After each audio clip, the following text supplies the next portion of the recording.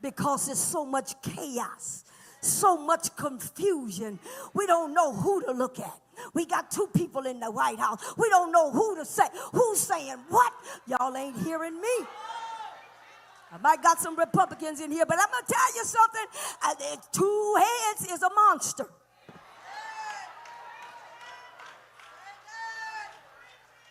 You got to pray, saints. You got to pray. And I know sometimes these things can, I know a lot of people say, I don't even watch the news. I watch it because I want to find out if a missile coming my way. I got to watch it. I got to watch it because while I'm watching, I'm praying. Because I believe that God is turning some things around for the saints. Who in here know that God's turning some things around for the saints? He was saying that they was about to take Social Security. Now, Pastor Jordan, now listen. You're not going to take my Social Security. I just got it. And you best believe I'm going to live and walk it out. Anybody in here Social Security? Let me see you. Oh, now you know they can't do this. They can't do this. One thing I found out, I've never seen the righteous. In other words, pay attention so you won't slip. So you won't drift. Because you'd be surprised. Some of y'all looking at me right now and you're drifting. I really feel bad, Dr. Willis, about the pandemic. The pandemic was good and bad. The pandemic was good in one way because we was able to get ourselves together. And God let us stay at home. And we was watching online. That was bad when we was watching online.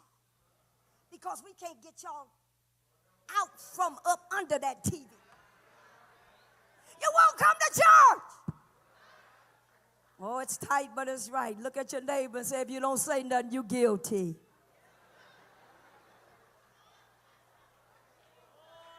The pandemic has us in a trance. You're not careful, you'll find yourself slowly drifting away from God. Many of us couldn't believe that you made it out of COVID.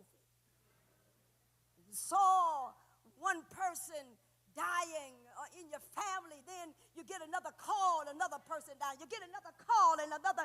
Do y'all remember? Do you remember? But to actually have you here is a miracle. Now the danger lies when we allow the enemy to talk to us and then we don't come to church. We don't come to church like we used to. Used to be a time we stay at church on Sunday all day long. Used to be a time when we go to Friday night service. We be waiting. We excited. We stay there for tarrying. Y'all don't know nothing about that. Used to be a time prayer and Bible band. We would be there on Tuesday. Y'all ain't hearing me. We used to have revivals, and it wasn't no one-night revivals. It was a whole month revivals. Yeah, do y'all remember? Do you remember? Yeah. But look at us. Look at us. Look at us. I know time is changing. I know things are accelerating, but we cannot forget what God has done for us.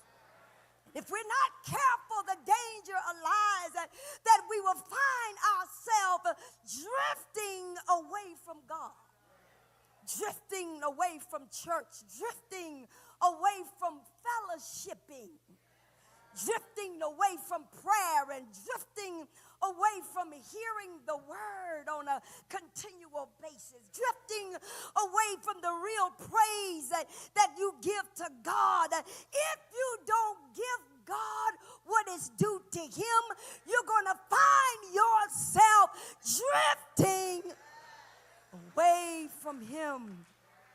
My question to you is, where are you in your spiritual life? Do you see the warning signs? If I were you, I wouldn't wait till we get to the close of another church service, but I would make sure that my calling and election is sure while I'm in the house of God, because I found out that I may not make it back to the house of God. That's why I give God praise. I don't have to wait on a praise team to help me praise God. I start at home. When you start at home, when you get here, you don't have to have the praise team pumping and priming you to get up, clap your hands, open your mouth, because it starts at home. The minute you open up your eyes, that's your praise team. The minute you begin to get your feet out the bed, that you didn't have a stroke in the middle of the night, that's your praise team. Realizing that you could have had a heart attack in your sleep, but that's your praise team. Waking up, seeing the dawning of another day, that is your praise team. And realizing that nothing happened in the middle of the night that would have altered your life for the rest of your life. Look at your neighbor and tell your neighbor, you better keep praise on your lips. I'm going to tell you that for the next 24 hours, keep praise on your lips, because God is passing out blessings right in here in the midst of chaos. And he's looking at your praise to see how bad you really need him, how bad you really want it, how bad you need to come out of that situation. And if you don't give him no praise, there's no raise. Y'all ain't hearing me? I said, if you don't give him no praise, there is no raise. You've got to learn how to praise God in spite of. Praise God even when it's good or bad. Praise God in the ugly or the sad. Praise God in the middle of the chaos so God can bless you. That's the reason why you see our churches are erupting in praise, because there's so much chaos, so much confusion. We don't know who to look at. We got two people in the White House. We don't know who to say. Who's saying what? Y'all ain't hearing me. I might got some Republicans in here, but I'm going to tell you something. Two heads is a monster.